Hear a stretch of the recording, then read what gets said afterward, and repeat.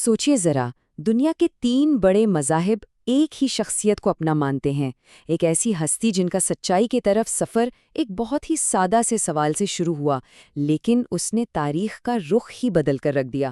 یہ کہانی ہے حضرت ابراہیم علیہ السلام کی، جن کا ایمان پہاڑوں سے بھی زیادہ مضبوط تھا۔ ان کے سفر کا آغاز ایک ایسے سوال سے ہوا جو ایک پوری سلطنت کی بنیادوں کو ہلا سکتا تھا۔ ذرا تصور کریں، صرف 7 سال کا ایک بچہ اپنے والد کو للکار رہا ہے، اور والد بھی کون، جو خود اپنے ہاتھوں سے بت تراشتے تھے۔ یہ صرف ایک بچے کا معصوم سوال نہیں تھا، یہ ایک انقلاب کی شروعات تھی۔ تو آئیے ذرا اس دور میں چلتے ہیں۔ قدیم بابل، ایک ایسی جگہ جہاں ہر طرف پتھر کے خداؤں کی پوجا ہوتی تھی۔ اسی ماحول میں ایک ایسا ذہن پل رہا تھا جو ان ساری روایتوں کو ویسے کا ویسا ماننے کے لیے تیار نہیں تھا۔ یہ وہ دنیا تھی جس میں حضرت ابراہیم نے آنکھ کھولی تھی۔ سوچنے کی بات ہے، ایک طرف ان کے والد اپنے ہاتھوں سے بت بنا رہے ہیں، اور دوسری طرف ان کے اندر کی حکمت انہیں یہ سوچنے پر مجبور کر رہی تھی کہ بھائی جو چیز خود بے جان ہے وہ خدا کیسے ہو سکتی ہے۔ جیسے جیسے وہ بڑے ہوتے گئے نا، ان کے سوالات اور بھی گہرے ہوتے چلے گئے۔ آخر کار وہ وقت آیا جب انہوں نے سچ کو خود ڈھونڈنے کے لیے اپنا گھر چھوڑ دیا اور ایک ایسے سفر پر نکل پڑے جس نے ان کی پوری زندگی کا رخ ہی بدل دیا۔ تو ایک رات آسمان کو دیکھتے ہوئے ان کی نظر ایک بہت ہی چمکتے ہوئے ستارے پر پڑی۔ اس کی خوبصورتی نے انہیں سوچنے پر مجبور کیا، کیا یہ میرا رب ہو سکتا ہے؟ لیکن یہ ایک منطقی آزمائش تھی۔ جب ستارہ غائب ہو گیا تو ان کے ذہن میں بات بالکل صاف ہو گئی۔ جو چیز خود ڈوب جائے وہ بھلا ہمیشہ رہنے والا خدا کیسے ہو سکتی ہے؟ اچھا، پھر چاند نکلا، ستارے سے کہیں زیادہ بڑا، زیادہ روشن۔ ایک بار پھر انہوں نے خود سے پوچھا، شاید یہ ہے میرا رب۔ لیکن جب صبح ہوئی اور چاند بھی غائب ہو گیا تو یہ خیال بھی رد ہو گیا۔ جو چیز دن کی روشنی کے آگے ٹھہر نہ سکے وہ پوری کائنات کا مالک تو نہیں ہو سکتی۔ اور پھر سورج اپنی پوری آب و تاب کے ساتھ نکلا۔ ایک لمحے کو تو لگا کہ ہاں، یقیناً یہی میرا رب ہے، یہ تو سب سے بڑا ہے۔ لیکن جب شام ہوئی اور سورج بھی ڈوب گیا تو حقیقت بالکل آئینے کی طرح صاف ہو گئی۔ یہ سب تو صرف مخلوق ہیں، خود خالق نہیں۔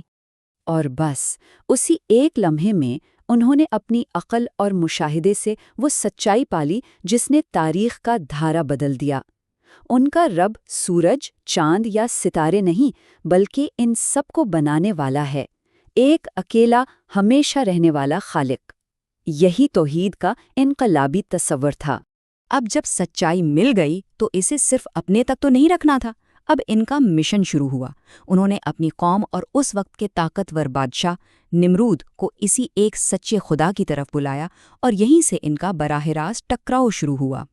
تو اپنی قوم کو بتوں کی حقیقت دکھانے کے لیے انہوں نے ایک بڑا زبردست منصوبہ بنایا۔ یہ کوئی غصے میں کی گئی توڑ پھوڑ نہیں تھی، بلکہ ایک ایسا عملی سبق تھا جو ان کی قوم کبھی نہ بھول پاتی۔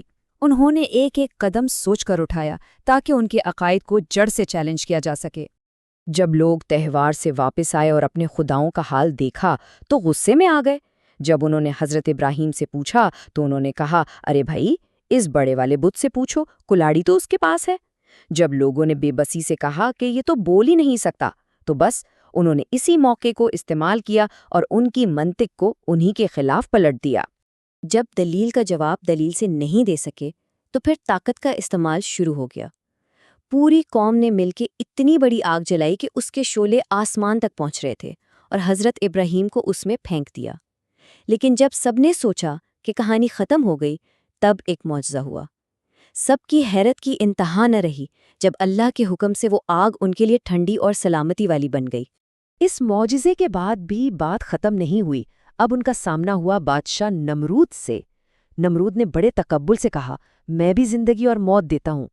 لیکن حضرت ابراہیم نے اس کے غرور کو ایک ایسے سوال سے توڑا جس کا کوئی جواب نہیں تھا، اور اس سوال نے بادشاہ کو لاجواب کر کے خاموش کر دیا۔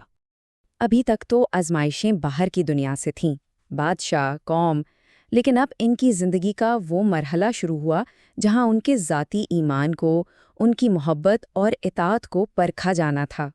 اور یہ آزمائشیں کوئی ایک دن کی نہیں تھیں، بلکہ سالوں پر پھیلی ہوئی تھیں۔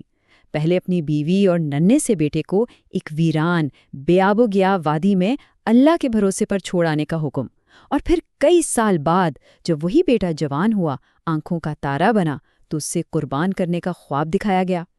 ہر حکم ناقابل تصور تھا، لیکن ہر بار ان کا جواب ایک ہی تھا: مکمل اطاعت۔ ان تمام کٹھن آزمائشوں سے گزرنے کے بعد ہی حضرت ابراہیم نے وہ میراث قائم کی جو آج بھی کروڑوں انسانوں کی زندگیوں کو روشنی دے رہی ہے۔ انہوں نے آنے والی انسانیت کے لیے ایک مرکز بنایا۔ کمال کی بات یہ ہے کہ جس وادی میں انہوں نے کبھی اپنے بیٹے کو اللہ کے حکم سے چھوڑا تھا، اب اسی بیٹے کے ساتھ مل کر وہیں اللہ کا گھر، خانہ کعبہ تعمیر کر رہے تھے۔ یہ صرف پتھروں کی ایک عمارت نہیں تھی، بلکہ یہ ایک خدا کو ماننے والی پوری انسانیت کے اتحاد کی نشانی تھی۔ ان کی حکمت کا اندازہ اس بات سے بھی ہوتا ہے کہ جب وہ اپنے بیٹے اسماعیل کی بیویوں سے ملنے گئے تو انہوں نے سیدھا سیدھا کچھ نہیں کہا، بلکہ دروازے کی چوکھٹ کا اشارہ استعمال کیا، ایک بہت ہی لطیف لیکن گہرا پیغام جس نے ان کے بیٹے کو ایک اچھے جیون ساتھی کی اہمیت سمجھا دی۔ تو ان کا ورثہ کیا ہے؟ اللہ نے انہیں خلیل اللہ یعنی اپنا دوست کہا۔ ان کی نسل سے نبوت کا سلسلہ چلا، وہ کعبہ کے معمار بنے، اور ان کی پوری زندگی غیر مشروط ایمان اور اللہ کے ہر حکم کے آگے سر جھکا دینے کی ایک زندہ مثال ہے۔ انہوں نے 175 سال کی ایک لمبی اور غیر معمولی زندگی گزاری، ایک ایسی زندگی جس کا ہر لمحہ اللہ پر یقین اور اس کی راہ میں کوشش کی گواہی دیتا ہے۔